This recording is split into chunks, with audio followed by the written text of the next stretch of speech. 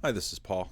I wanted to do a little bit more slowing down on Peterson's assertion about the Bible as the basis of Western civilization. Some people pushed back on words being so central to this, and rightly so. It's not just, as I believe I said in that video, it's not just the relationship between words and words, it's the relationship between words and objects, it's the relationship of words within relationships, it's the way that words operate in status hierarchies. It's a whole realm of things. Now, part of why this claim sounds so outlandish is partly because of the flatness of modernity, especially in the way that celebrity atheists sort of encouraged a rather flat Lockean perspective on human cognition and our interaction with stories.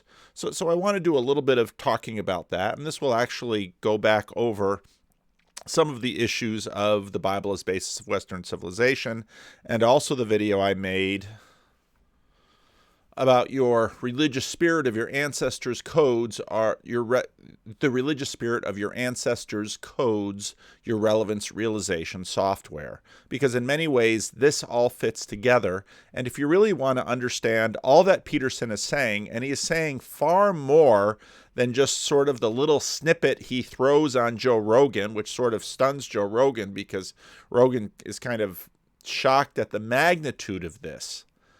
It's helpful to go back and think in a little deeper way about some of these issues. If you watch enough Jordan Peterson, one of the things you will hear him say again and again and again and again is that what we see is we see memory.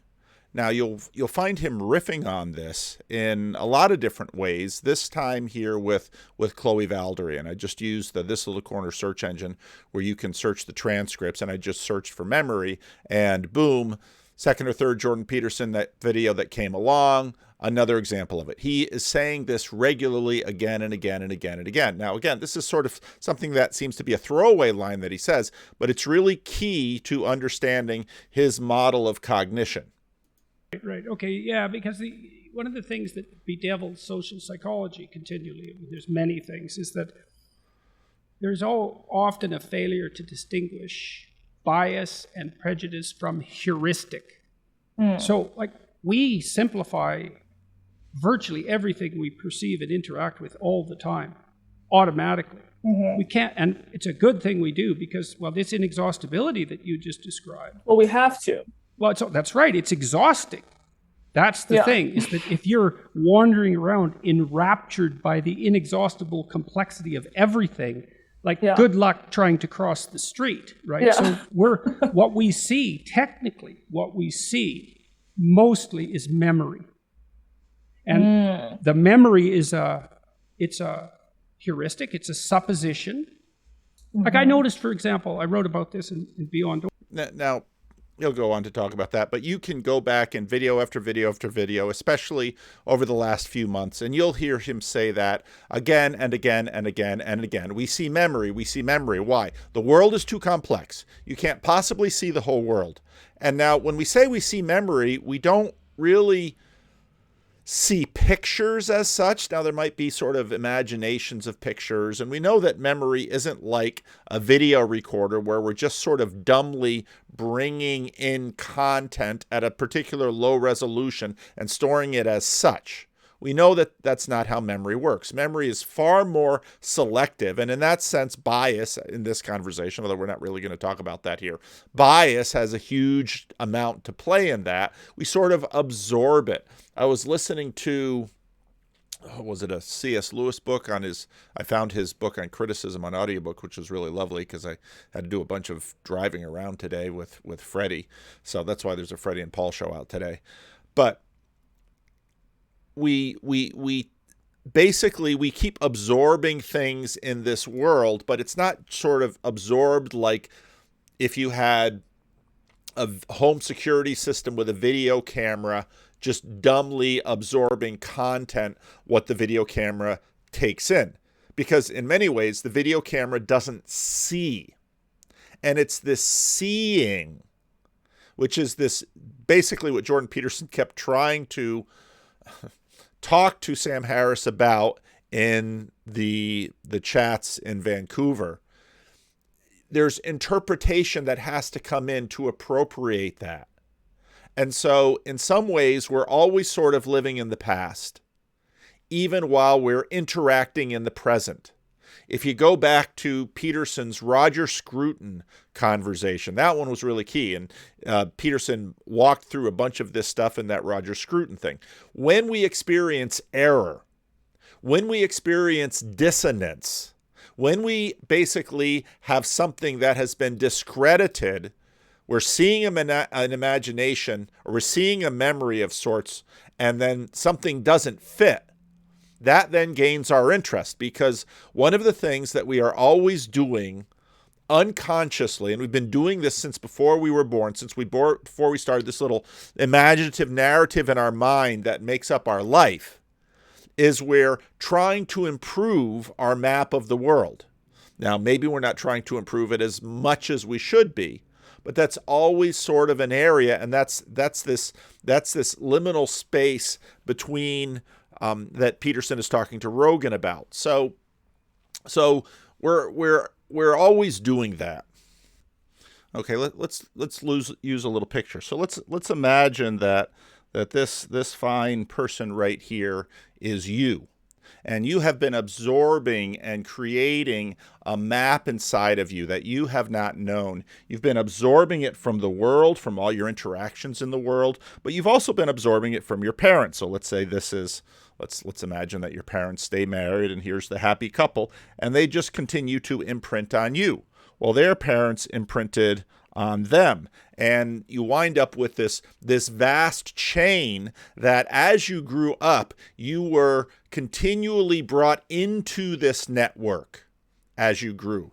Now, Peterson with Joe Rogan had made the comment that it's simply amazing that people learn language. And so I spend enough time with disabled adults and children to notice that while they might struggle with aspects of language and other aspects of learning and development, it's amazing how much they know. And it's amazing how much they master. Human beings are simply amazing in terms of, as Brett Weinstein says, the culture layer. That many severely disabled people that might have low IQ or one problem or another that's impeding what we would imagine, how we would imagine they should want to live their lives. They're managing language just fine, and they're managing culture quite well. And so our capacity to manage this stuff is really absolutely immense. But now remember that all of this memory is sort of flowing into a person, but there's also in some ways the collective memory of our ancestors that is also inside of us.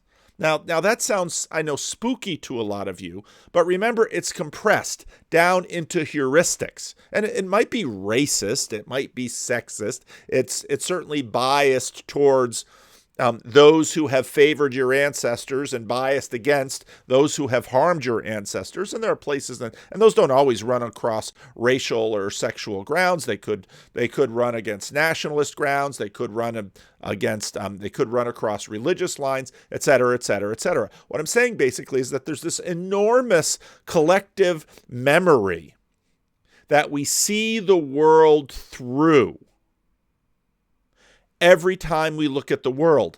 And in some ways, sort of like our digestive system, when you eat a steak, it's not like that steak, and you can see this in cartoons, that steak sort of comes into you and goes down into you, and that steak somehow lives in you. No. What do? You masticate. You chew that steak, and saliva gets into it, and it goes down your esophagus, and the enzymes and the acids and the digestive juices take that steak apart. That steak is still in you, but it sifts it out, and the roughage and that which it can't digest, it passes through all the way along. Others are absorbed into the body. And so we say you are what you eat, but what you eat has taken a very different form inside of you. Okay? Now, the language process. So where does language come into this? Well, very early on, writing was, well, let me back up a little bit here. So part of the puzzle about this world is how stuff gets into us.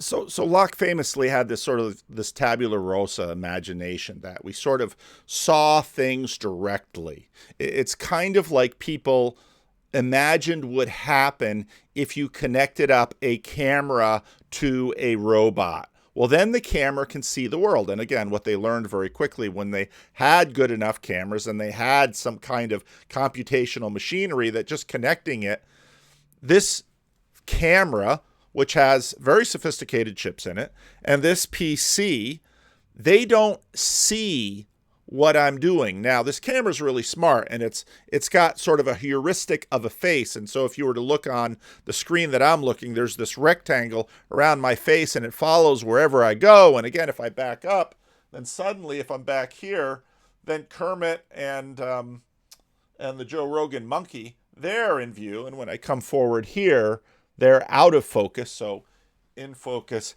out of focus. That camera has a chip in it that's smart enough to, in a sense, see my face, but it doesn't mean my camera recognizes me. Anyone who sits in this chair that has a face that is programmed by Sony to sort of pick this up will be in focus. Now, it's kind of funny if I take myself out. See, now it's in focus, but there's no come on. Let's see if I get a rectangle here. You can't see the rectangle. Just had it for a second. But see, it'll even focus if I show the stylus. Come on. Oh, see, now it's focusing on my hand. But the face is a little bit better.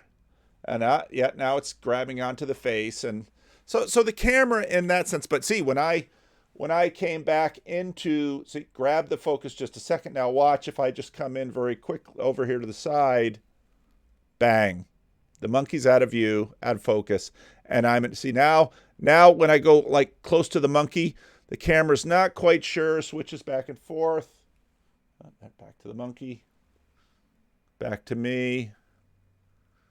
See, now I can do this, and there are different settings and things that you can do. But for the most part, the camera is smart enough that it's recognizing this as a face and this as something close to the face. I'm kind of fooling the camera just a little bit. Okay, let's put Joe and Jordan back together and they can sit nicely and enjoy each other's company. There we go. So the seeing is a result of all of this stuff that has been built into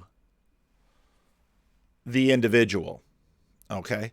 But when Jordan is talking to Sam Harris, even though Sam Harris knows all of this stuff about consciousness and Locke, and because you can hear him make these noises sometimes, when he's talking about how human beings behave, he's always sort of using this Lockean model. And this is what we find in a lot of the celebrity atheists, that they're sort of stuck in the Enlightenment. And Peterson just sort of keeps kicking at them, trying to get them to say, hey, wait a minute, we know that's not how people work. And this is what part of John Vervaeke's big argument. We know that this is not how people work, that we're seeing through all of these heuristics. And in fact, what's happening is not only are we seeing through this sort of collective memory of our ancestors, but also their writings. Because in many ways, you know, I knew my parents quite well. I knew my grandparents a bit. I have a picture of my step-great-grandmother holding me in her lap when I was 1 and she was close to 99. Apart from that, I never knew my great-grandparents. And then great-great. But writing is this amazing capacity to retain upper register knowledge. And so in that way, writing is a hugely powerful record of compressed heuristics about the world. And part of what Peterson says in his biblical lectures is that these, he often likes the story of Cain and Abel. Cain and Abel is an astoundingly compressed story. There's so much human memory poured into that story that it's tremendously powerful in human history. Now, as we said before, these things scale up into cultures, nationalities, principalities. They all build in together into these massive cultures. And when Peterson talks to Joe Rogan about cultures basically being networks of categories that have all sort of come up from below or inherited down through these shared memories and these shared biases and these shared stories and all of this, that's what makes up a culture. And as we've seen before, we see the world through, they're basically like religions. We see the world through them. So these memories act like a filter, a biased filter, and we see all of that through them. And now, as I said before, we're tuned very early on to pay great attention to this. This is in some ways the definition of interest for us, because deep inside of us, we're constantly trying to update and improve and perfect this. Well, why? Well, partly because, status, we reward people who see better. We reward people who know more. We reward people who, part of the reason some of you are watching this video is by virtue of these words, I am ever so slightly sharpening your picture of the world. And that's useful in many ways.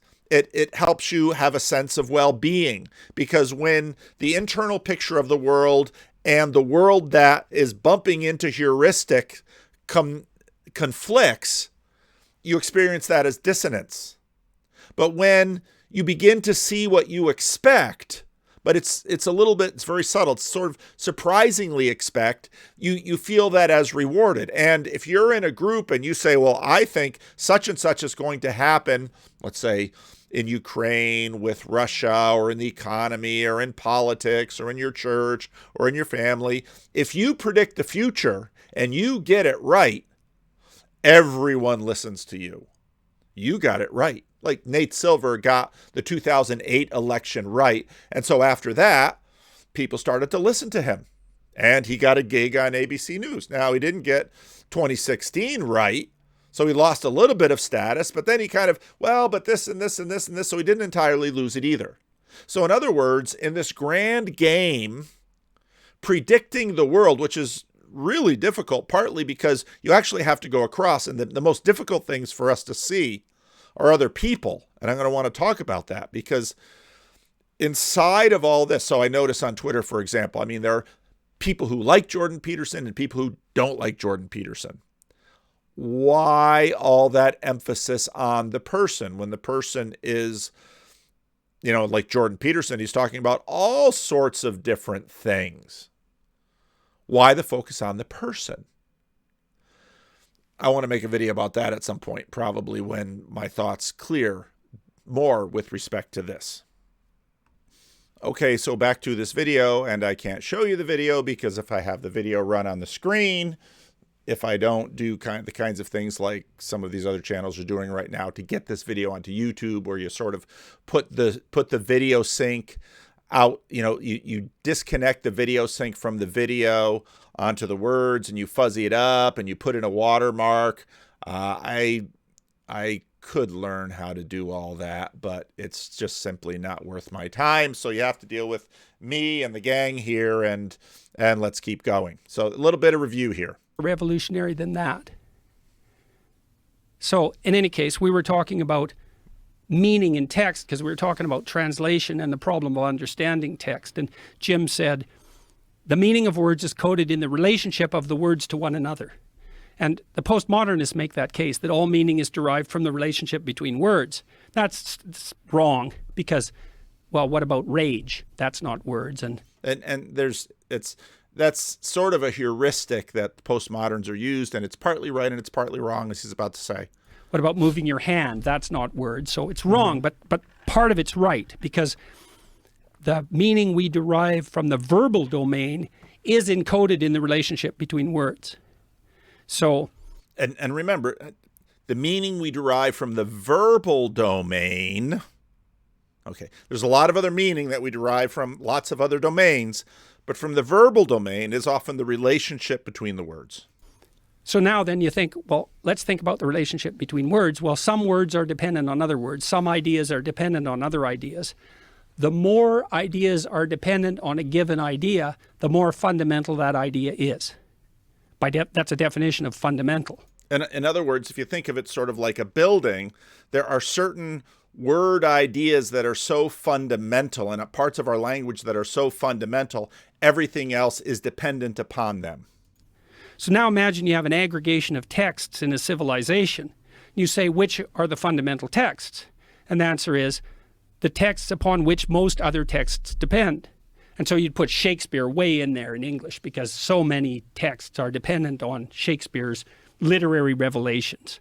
And Milton would be in that category, and Dante would be in that category, at least in translation. Fundamental authors, part of the Western canon, not because of the arbitrary dictates of power, but because those texts influenced more other texts. And then you think about that as a hierarchy, okay, with the Bible at its base, which is certainly the case. Now imagine that's the entire corpus of linguistic production, all things considered. Now, how do you understand that? Like, literally, how do you understand that? The answer is you sample it by reading and listening to stories and listening to people talk. You sample that whole domain. You build a low-resolution representation of that inside you, and then you listen and see through that. Okay, so what he just said is what I sort of went through at the beginning of the video. Now, if you watch the video while you're watching me and Kermit, I'm doing my best here. I'm doing my best with the hands. He's going out and he's going like this and he's going like this. He's doing all of that, but I'm running the OBS, and I got my mic here that I keep banging into, and I'm trying to play with focus here. So come on, focus on Kermit. There we go. See, Kermit's face doesn't quite look quite as much like a face as Joe's, but the Sony camera, it's seeing pretty well. So what he just said here was pretty much what I just ran through. And the reason I wanted to run through that is because I want to get to the next part. And so it isn't that the Bible is true. It's that the Bible is the precondition for the manifestation of truth. Bible is the precondition for the manifestation of truth. It's that fundamental for us as a culture. Now, back to modernity, a bunch of people are going to say, well, but we can't demonstrate that the Bible represents the kind of physicalist history that we want the Bible to serve us with. And therein lies a great amount of debate between modernists and fundamentalists. Peterson is not really engaging in that. And again, that's part of what he's doing in this field, is saying, he's basically saying, let's just set that aside for now, because those questions have preoccupied us for 150 years, and it's become a distraction, and we've missed a lot of the point. That in fact, the Bible is the interpretive lens through which we see. And that is really true, and it has shaped our culture and our language to a degree that most of us are almost completely oblivious to. Okay? That's the point. Which makes it way more true than just true. It's a whole different kind of true. And I think this is not only literally the case, factually, I think it can't be any other way. It's the only way we can solve the problem of perception. You said the precondition of the manifest. Okay. It's the only way you can solve the problem of perception. What's he talking about? How we get the world into us. Locke is gone. No more Locke.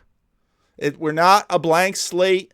We know that that's way, way too simplistic. Yes, we do bump into the physical world. Yes, if you get smacked in the face, you'll feel it, and it will imprint on you, yada, yada, yada. But this is what he's saying to, of course, Joe. And now Joe's going to come back a little bit. Let me see if I can.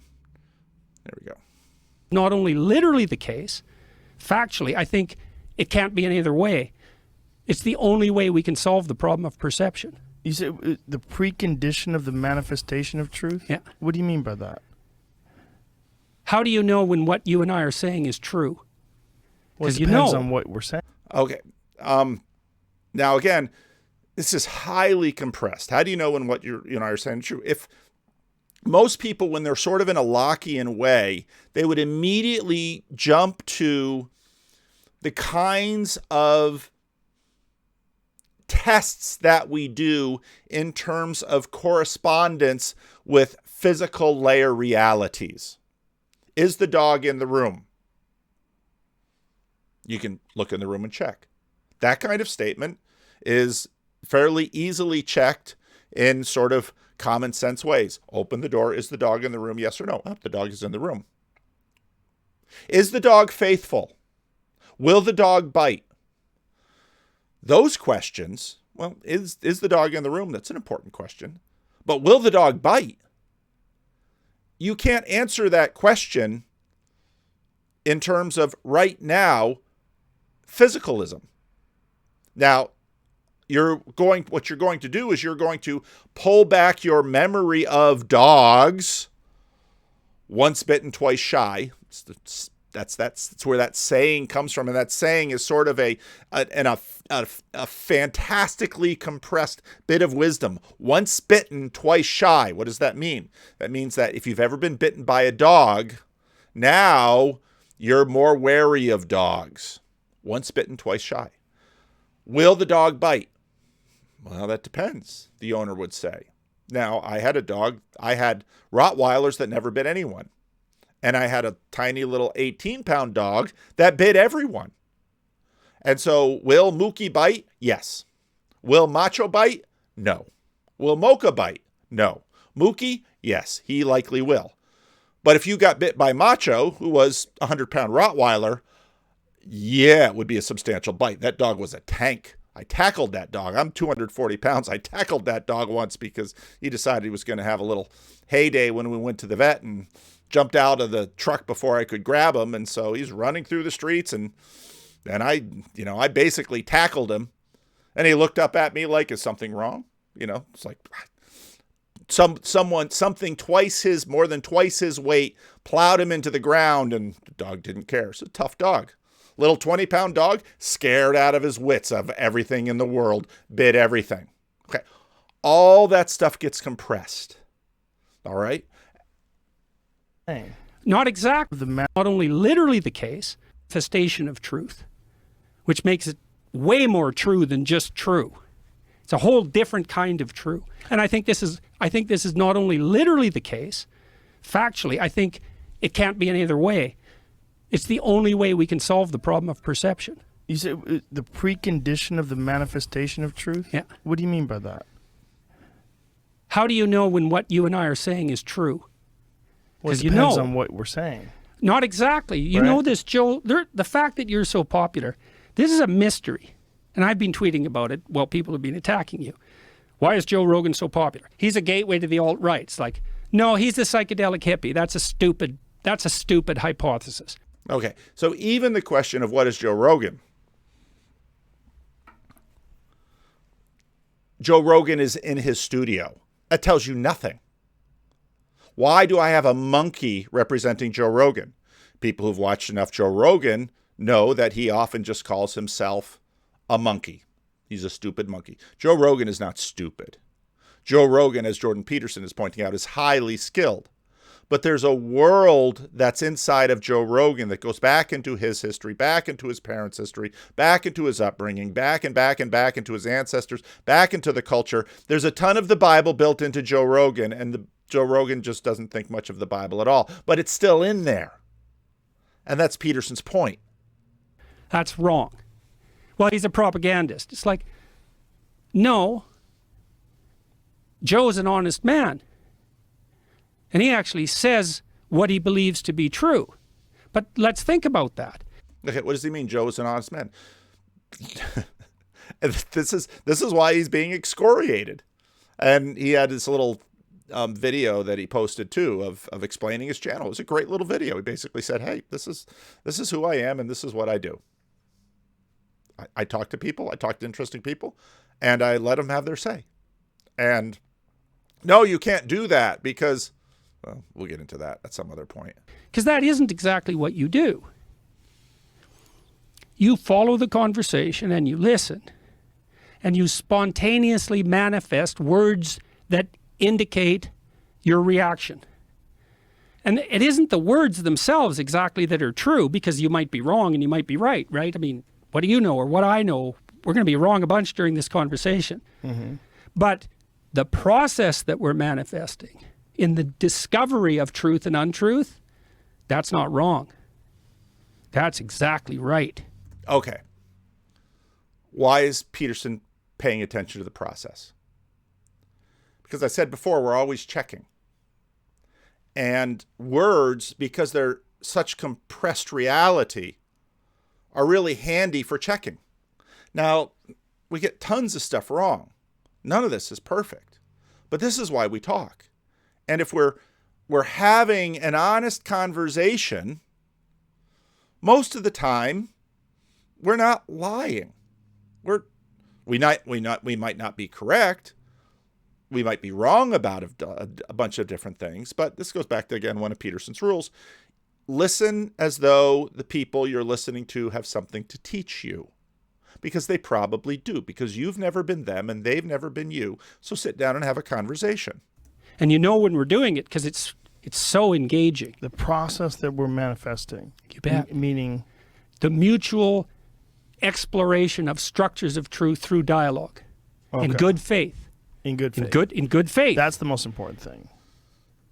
Yes. And then we could... And good faith means basically, I'm not just mind reading you in order to somehow reduce your agency and hoodwink you. What does that mean? It means that somehow between us,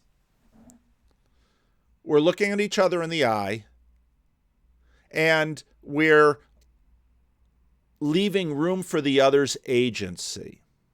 All right. Now, when Peterson talked about lying pastors, and he talks about lying a lot of what he means is manipulating the other in order to impede their agency and, in a sense, turn them into a puppet where I can stick my hand up their bottom and make them do what I want them to do.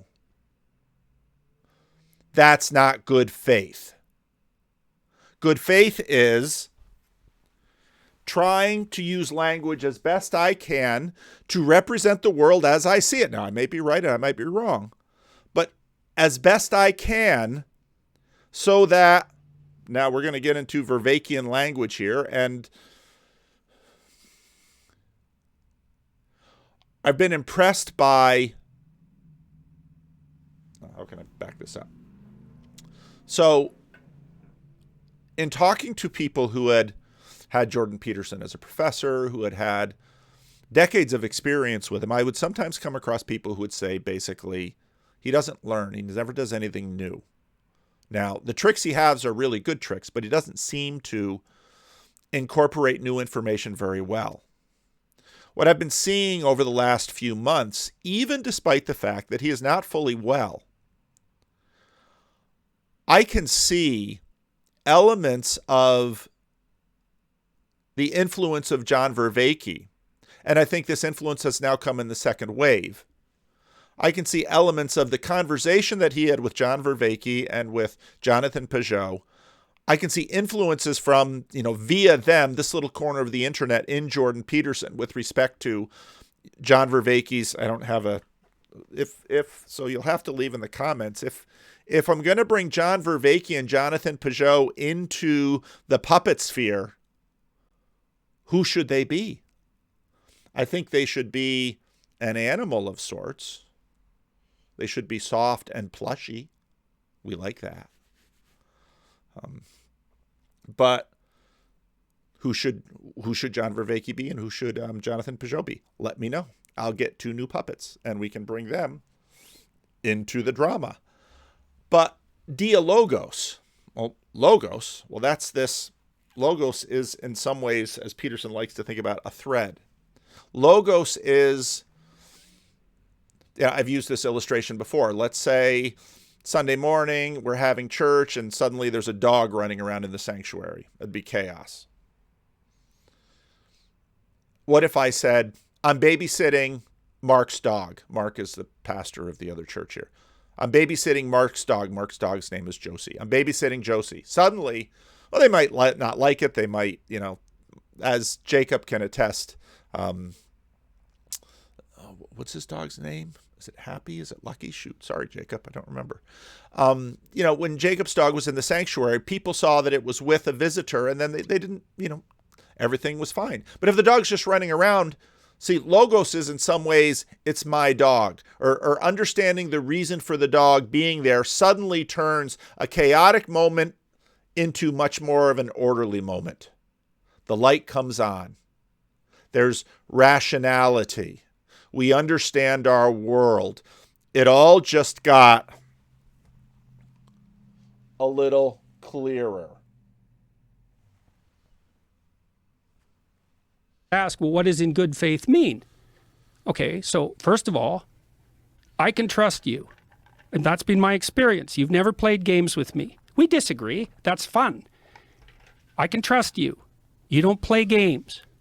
I can talk to you. You listen and you say things. We have a conversation. It's real. It's fun. We fall into it. The time flies by, right? Yeah. That's a cool thing. That the burden of temporal mortality lifts in the face of genuine dialogue. Did you hear his voice crack a little bit? The burden of temporal morality. He's feeling it. I mean, he's still not totally well. And he's still feeling the icy chill darkness of death that he brushed up against over the last 2 years. That's still quite real in him. You can hear that in his voice.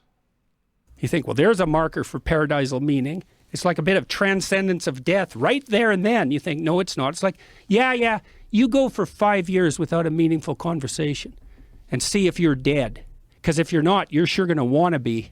Well, it's akin to isolation. I mean, you can be around people but not have a good conversation, and you might as well be isolated. You are isolated in the prison of your own thoughts. What's the problem if you if you are stuck somewhere where the only conversation that's available is with dull people? Like if you have a job and the people at the job are like your friend who was on cocaine and alcohol and wound up dying from it. Like those kinds of people, if you're only around them, it can severely limit the way you express yourself and the way you see the world and the amount of stimulation you get out of interacting with people. So it'll inhibit your intellectual development because you won't be interested in expanding ideas, and you may look to escape. It inhibits your not just your intellectual development, but the entire unfolding of your existence. Yeah. One of the things that I hope to talk to people a lot about on this tour. Now, it's like this is part of the reason the puppets distract me. What he just said there was really important, and it's what I said earlier. Is the and the way you see the world and the amount of stimulation you get out of interacting with people. Now this stimulation, this is something that, in a sense, we are set on right from the start to improve our mappings. This all kinds of good things to us come in the world when our mappings improve, when the resolution improves, when our understanding of the world improves. That's why we're always working on our religious filters. Our religious filters are sort of the most basic level of assumptions and values that we interact with in the world. That's why even though the Greeks had temples and sacrifices, someone would say, I see you're very religious. Well, what do you mean? What do you mean I'm very religious? No, I do sacrifices so that the gods are pleased with me. And when a snake falls from the sky into the lap of the princess, the whole kingdom is in terror. Or when a comet appears in the sky. This is the most basic level of operating in the world. So it'll inhibit your intellectual development because you won't be interested in expanding ideas. And So it's very much tied to development. So development is always the improvement of these things in community with others, which is why the conversation back and forth is so important. May look to escape. It inhibits your, not just your intellectual development, but the entire unfolding of your existence. Yeah. You know, one of the things that I hope to talk to people a lot about on this tour is the idea that I did a series on Genesis that became quite popular, and one of the stories I analyzed was the story of Abraham's. Very cool story, because Abraham's like 80 years old, living in his father's tent, talk about failure to launch, and God shows up one day and says, you have to leave everything you know and journey out into the unknown. And you think, well, what is that? Now this is where we get into this question of metaphor, that one thing is another. Well, so it's kind of a hero's journey, and I very much intend to get back to that. I'm reading C.S. Lewis's Experiment in Criticism and finding it fascinating. So that was Burn Power recommended that to me. But in a sense, part of A is B. Well, what does that mean? Go back to the video about the coding of our relevance realization. I want to get more into that at some point too. You are Abraham. You need to go out into the world. I'm not Abraham, I'm Paul. No, but this is how we work. This is how metaphor works. And this is how the basic movement, C.S. Lewis talks about this in Miracles, the basic movement of perception, the world out there gets into our upper register so we can begin to engage in that story. So my story is your story, and my story is my ancestor's story, and my story is like the hero's story, because the patterns out there and the patterns here, maybe they can match, and so I can achieve what Abraham did. Well, that's the call to adventure. That's what it is.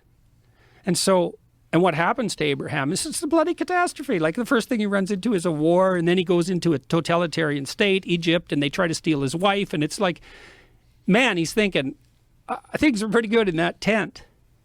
But, well, he goes on this tremendous adventure, and then he's the forefather of biblically speaking, half the people on the planet.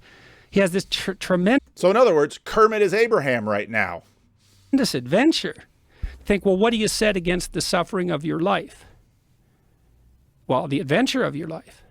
That's what you set against it. It's not safety. You forget about that. There's no safety for mortals, that's for sure. And besides, safety? That's what you want?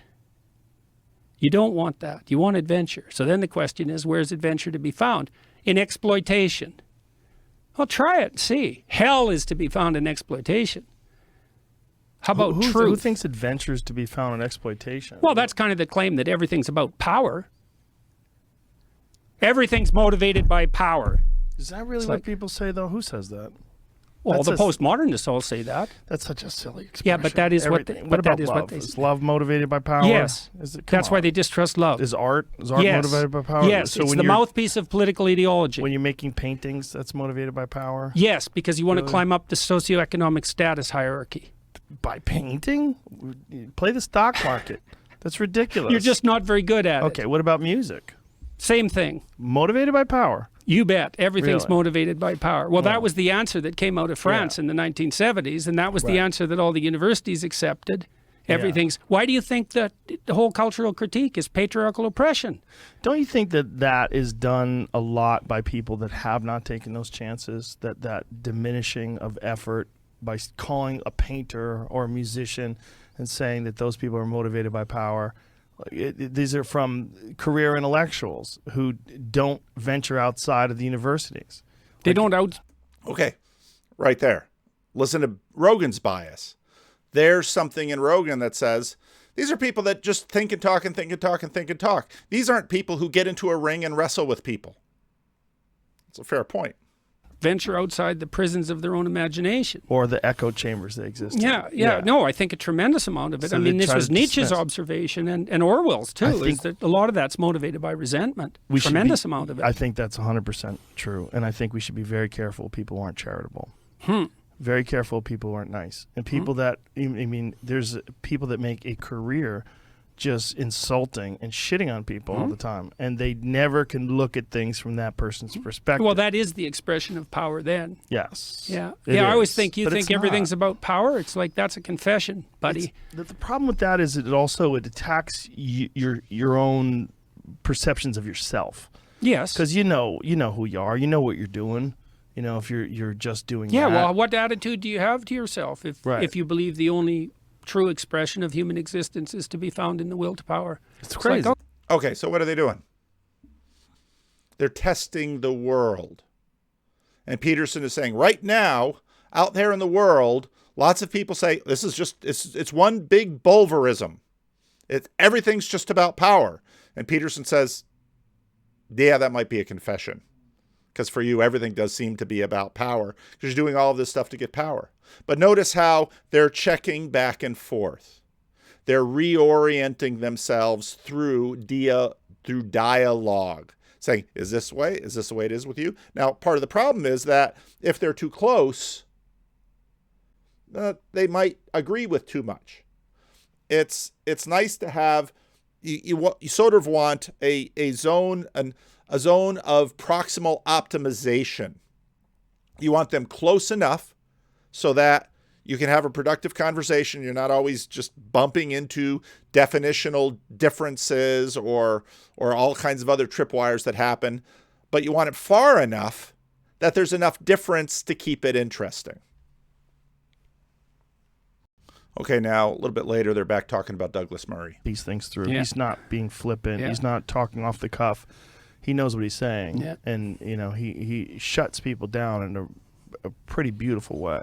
So I went to Cambridge and Oxford in December after I had been disinvited, and that's a whole interesting story in and of itself, because there's a real free speech movement developed at Cambridge and centered on the School of Divinity that's so interesting. Yeah, so it's really... Centered on the School of Divinity? We thought religious people were just hopelessly trapped in dogma and never thought of anything new. They were just trying to protect the power of their institutions. Is it perhaps the case that new atheists have had within them this implicit power bulverism that they've been dismissing religious on the basis of? Could be. I don't know. starting to manifest itself in all sorts of fascinating ways. But I tested out some of the ideas that I talked to you about today, about the idea that we look at the world through we have to look at the world through an ethical structure, not an objective structure, a literary structure, in fact.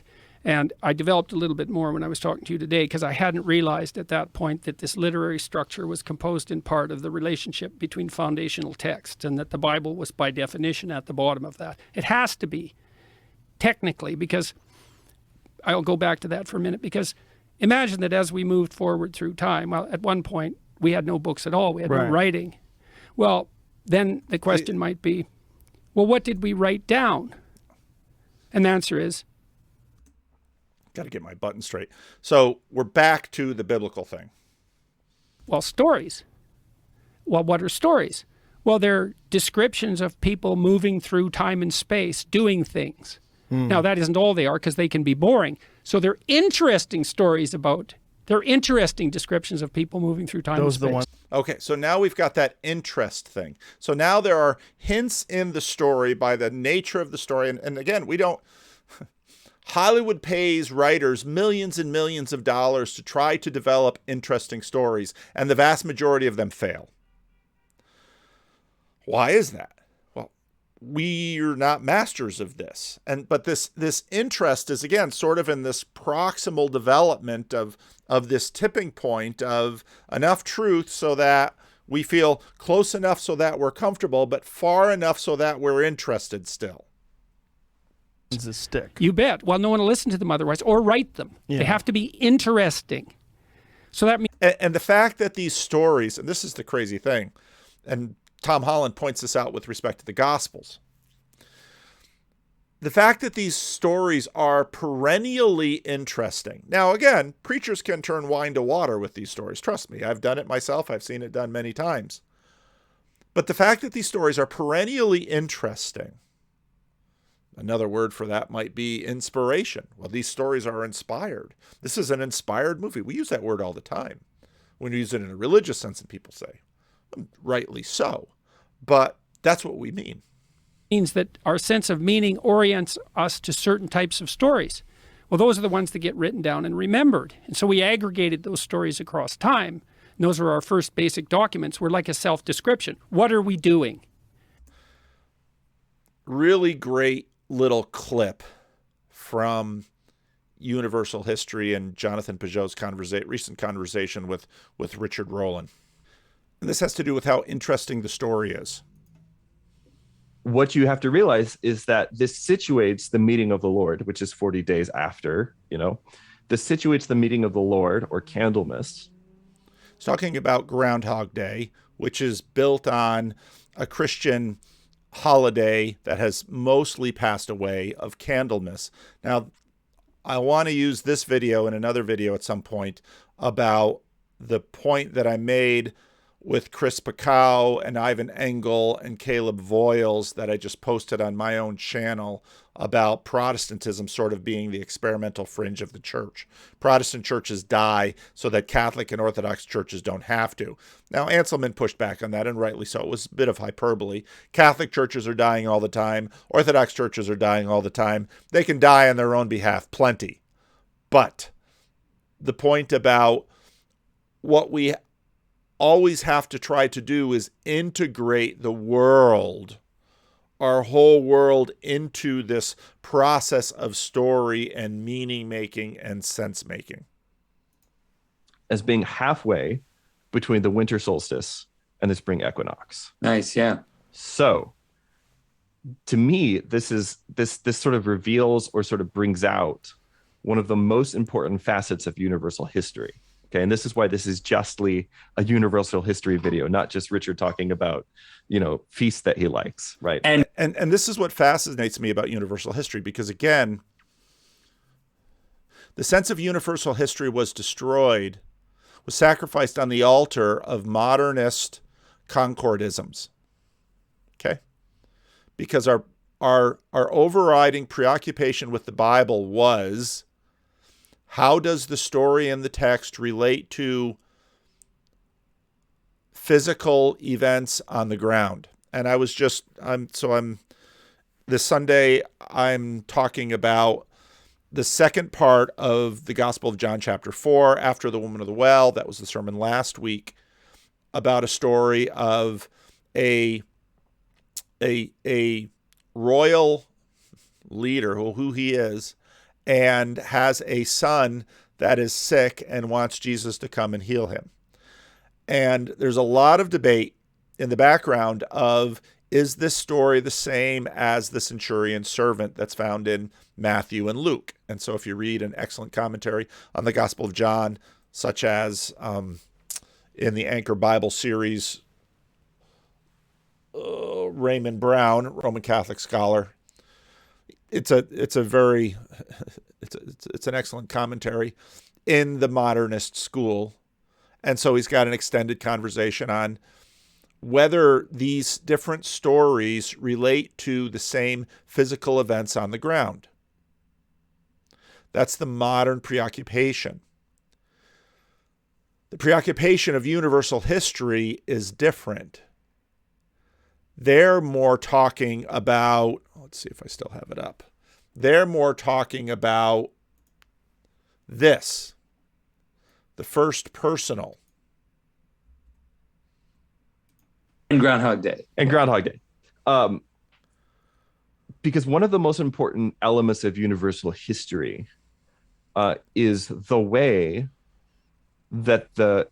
the way that the Christian story maps onto and it fulfills the sort of old agricultural cycle of the year, which is present. It's not just pagan, it's present in both paganism and Judaism. Both paganism and Judaism have this agricultural cycle that, by the way, predates the law of Moses. When God starts telling the children of Israel, here are the feasts of the agricultural cycle, that wasn't the first time that they'd ever heard of them or celebrated them, right? He's just telling them, here's how you celebrate these in a way that shows that you're my people, right? But everyone basically has these feasts, and more or less with certain variations, pretty much every culture in the world that lives within the same kind of climate and climate cycle has the feast right around the same points in time. Okay. So what universal history does, one thing that we've talked about is the way that universal history shows how a group of people try to tie themselves into the Christian and the Roman story. Yeah. Right. Okay. So what are they doing? They are trying to integrate all of these layers of the story with other layers of the story. We can pull up this one. They're trying to integrate all of these layers. Maybe that's not the best one. Maybe this one is the better one. They're trying to integrate all of these layers of the story together to have one world that actually coheres and fits together. But another thing that universal history does, that's kind of part of this in this broader, expansive way that I'm using the term, is it shows how does my daily life tie into that story. And so, and that's necessary because we all have a daily life. We're all individuals, and it has to fit us. And so the best stories connect heaven and earth. They connect both ways. And so we're trying to fit it into one picture of the world.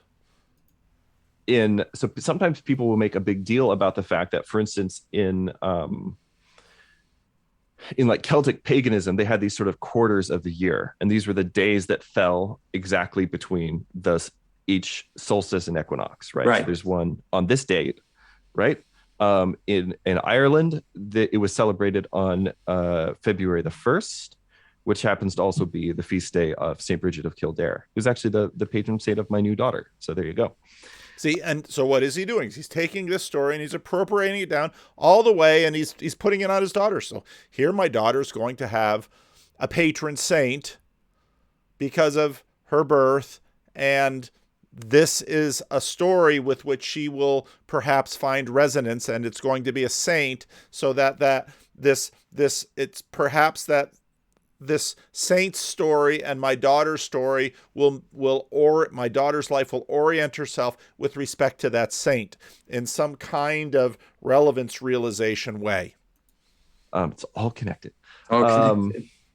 But and so people will make a big deal about this, and they'll be like, oh, this is just like, see, it's just a Christianizing of this older pagan thing. And again, to that, I have to say, one, I don't care. Like, you guys can complaining, we'll baptize Shark Week. Like, I'm sure you've seen that meme. It's like, that's hilarious.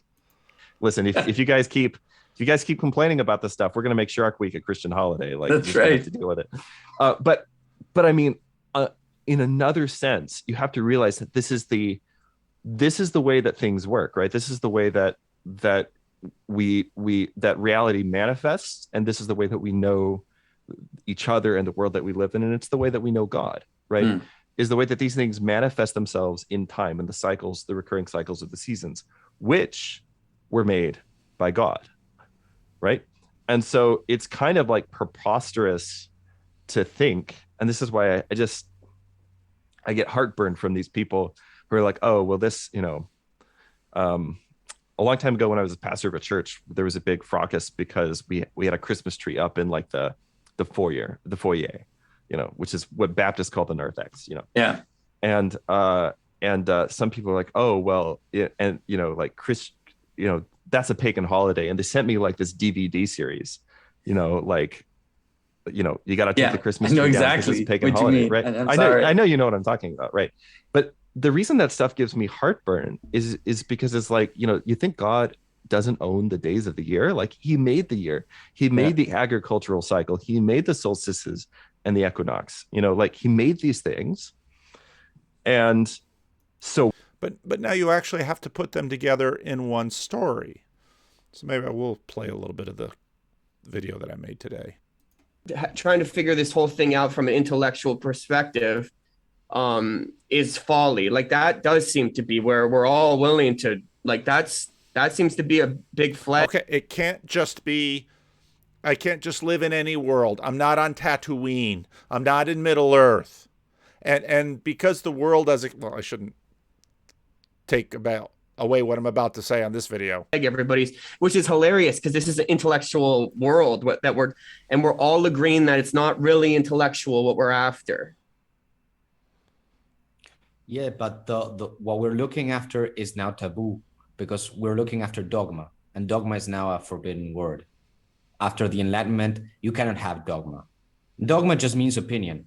What the Enlightenment did was promise the individual to free him, and it crushed him. So that's what I mean to say when I don't see a way to integrate the Enlightenment back into because it's like a parasite. Now, when he says it crushed him and it's like a parasite, he's in some ways talking about the meaning crisis. And so, many of the people in this community are getting beyond the meaning crisis partly through the help of, say, pursuing orthodoxy, which is pursuing universal history, which is sort of putting their world together. But it takes the best of a Christian idea and it subverts it, and it dominates it, and it makes it like a hollow shell of what it used to be. And it's so similar to the real thing that you sometimes mistake it for it. I know Peterson does it all the time. He wants to look to free speech to save us. And that's another Enlightenment ideal. Well, free speech is really important, Enlightenment or not. And I wouldn't say that it only has value in the Enlightenment. I think it had value far before the Enlightenment. Doesn't pan out. So in that sense, we don't even know how much of that we have in our minds that we have to purge. And I'm not saying we have to erase history or forget history or go back to the past, because it's impossible to go back to the past. But I think that what Peugeot is trying to do is exactly the right thing, trying to recover beauty that was lost. And that's what I mean to say when I look to the Orthodox Church for answers. Beauty that's been lost. When one of my favorite parts of, I don't remember which series it was, whether it was Maps of Meaning or Personality, when Peterson asked the question, what is a car? Is the car a way to get to the supermarket? Is the car a way to change the atmosphere of the planet? Is a car a way to redesign the cities of the world? The system,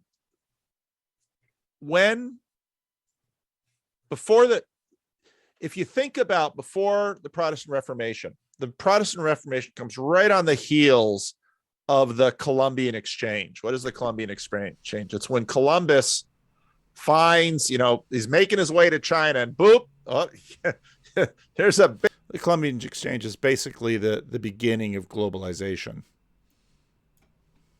Big thing in the way called North and South America.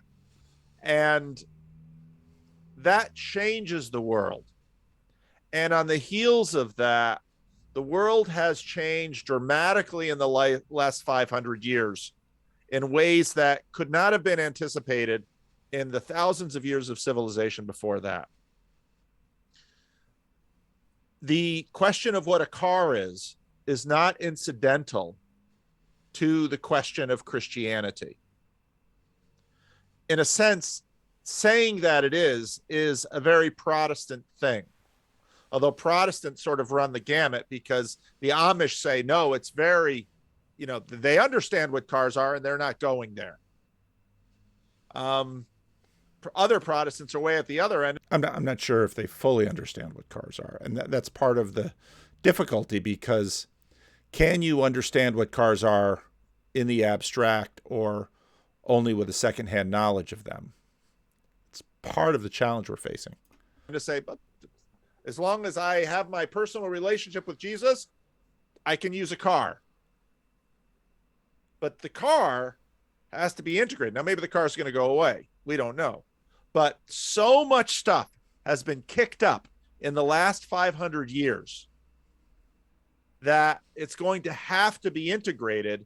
But we've only had the car for 100 years, and we're probably still not adequately coming to terms with it. And that's opposed to civilizations that were running at a far slower clock speed. I mean, with the fall of Rome, well, now Rome only fell in the West. Well, then you have the monasteries, and then you have the hierarchy. And I mean, all of that took a long time, but the changes in technology happened very slowly. So now we have the internet. Car, we haven't been able to integrate the car. We probably haven't really been able to integrate the printing press. Now we have the internet. So, you know, I think part of what I think the Protestants are about is an attempt to integrate. Protestantism is sort of this experimental workshop out on the fringe. And I think to a degree, the Orthodox and the Catholic just watch, and they let the Protestants die so they don't have to. Just like ideas, you know. Well, that's one way not to do church. Who don't do it that way? Better not do it that way. And in all fairness to the, they've done church in a lot of ways that weren't so good too. Moving through time. Those are the ones that stick. You bet. Well, no one will listen to them otherwise, or write them. Yeah. They have to be interesting. So that means that our sense of meaning orients us to certain types of stories. Well, those are the ones that get written down and remembered. And so we aggregated them. Now remember, for Peterson, again, our sense of meaning is a gyroscope. And it's not a bad one.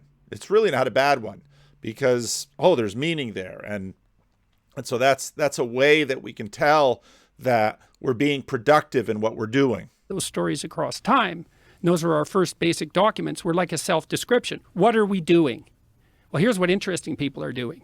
Well, how do we know? Well, because we're interested in them. And so then you think, well, what's manifesting itself? And that's that spirit of engagement. And so there's also a religious twist in this. And so you and I are engaging in dialogue. That's dialogos, right? So it's the There it is, Vervaeke. manifestation of the logos dually. And what is that? Well, It's not just Vervaeke. He's now taken it and he's sort of expanded upon it. the redemptive. It's redemption in action. That's what it is. I mean, technically, that's what it is. So imagine. Now that word redemption is interesting too, because redemption implies a certain amount of bondage, and it's bondage that we're not innocent of. A bondservant needed to be redeemed at the price that, let's say, the bondservant got himself into debt, and then in order to release the bond, you had to pay the price. That's redemption. In this, you've got a bunch of worn out ideas and they're blinding you. And I got a bunch of worn out ideas and they're blinding me. And if we stumble forward in our blindness, we will fall into a pit. So what do we do about that? Well, I talk to you about what you think and I listen because, man, maybe you know something that I don't, that I need to know.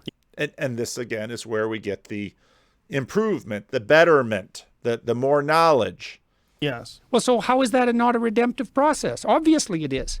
And what's its signal? Because it redeems you from your own totalitarian idiocy and the hell that leads to. Those are forms of bondage. You just told me that. You said, what happens if you're isolated for 5 years? I think of more of it as expansive than redemptive. That's fine. I think of it more in terms, I mean, that's my personal experience in doing this podcast, Well, which is... It's not just expansive, though. I agree with you. It's expansive. But it's not just that, because while you're expanding, you're also discarding.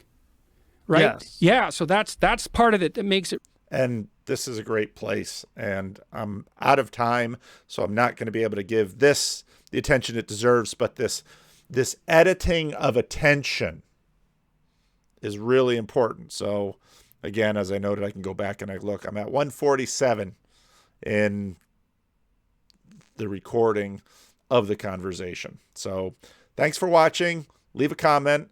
Let me know what you think.